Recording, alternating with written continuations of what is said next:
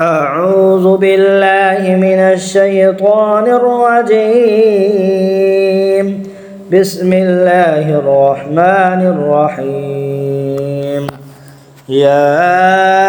أيها المزمل قم الليل إلا قليلا نصفه أو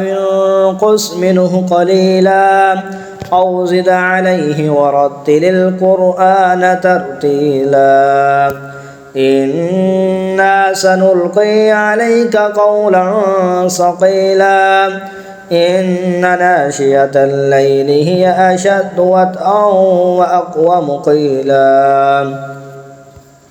إن لك في النهار سبحا طويلا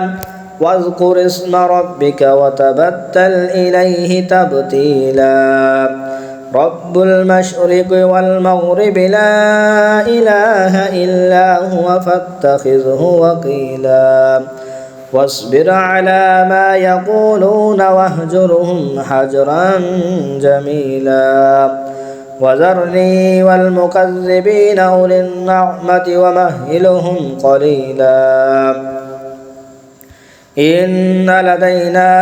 أنكالا وجحيما وطعاما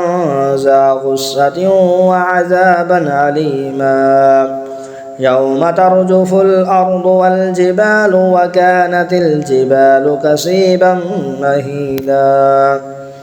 إنا أرسلنا إليكم رسولا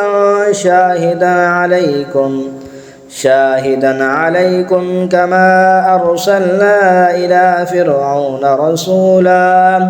فعصى فرعون الرسول فأخذناه أخذا وبيلا فكيف تتقون إن كفرتم يوما يجعل الولدان شيبا السماء منفطر به كان وعده مفعولا إن هذه تذكرة فمن شاء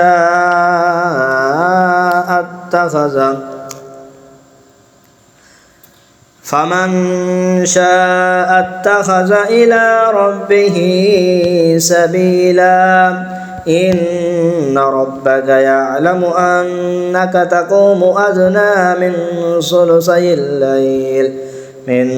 ثلثي الليل ونصفه وثلثه وطائفة من الذين معك والله يقدر الليل والنهار علم أن لن تحصوه فتاب عليكم فاقرؤوا ما تيسر من القرآن علم أن سيكون منكم مرضى وآخرون يضربون في الأرض يبتغون من فضل الله وآخرون يقاتلون في سبيل الله فاقرؤوا ما تيسر منه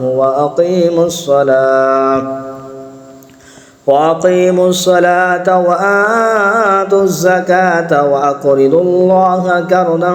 حسنا وما تقدموا لأنفسكم من خير تجدوه عند الله وخيرا وأعظم أجرا واستغفروا الله إن الله غفور رحيم.